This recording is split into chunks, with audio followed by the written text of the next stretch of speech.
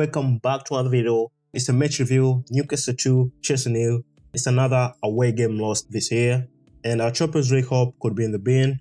Before we get started, if you're new around, feel free to subscribe for more Chelsea related content. Let's quickly go through the players' performance, and according to SofaScore, the highest rated player was Enzo Fernandez. Caicedo and Lavia also had a good rating, but the rest of the squad was pretty average. And this is not a surprise, so we are behind at St. James's Park just after 2 minutes. Lavia lost the ball and Sandro Tonali went on to capitalize the opportunity. If that wasn't bad enough, Nicolas Jackson was sent off just after 30 minutes played. I think he was sent off around 35 minutes, 36 minutes, so we'll be missing the rest of the Premier League games this season. That was curious from Jackson. It may have costed the team for USA football next season. However, the whole tactic setup was also long as we looked to play long balls, and Newcastle had Botman, Shah and Danban in the defense. Why play long balls to Jackson? The chances of that succeeding is very low, and we got penalized for that.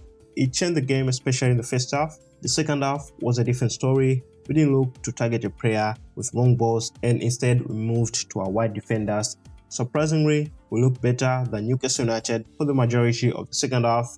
I've always had an issue with the manager's tactics for my videos, tagging him as the stubborn individual.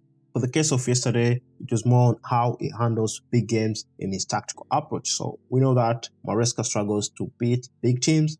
The second half, he changed the approach, bringing in Reece James and moving back to a traditional shape with fullbacks, Caicedo and Lavia in the midfield. This helped the team in one way. I prefer Reece James on the right back.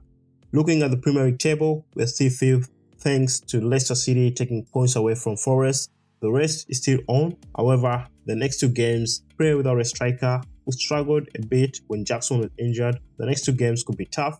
With points dropped yesterday, Aston Villa are back in the mix. We have a goal difference advantage over them, but they face Spurs and Manchester United, the two teams that are only focused on the Europa League final.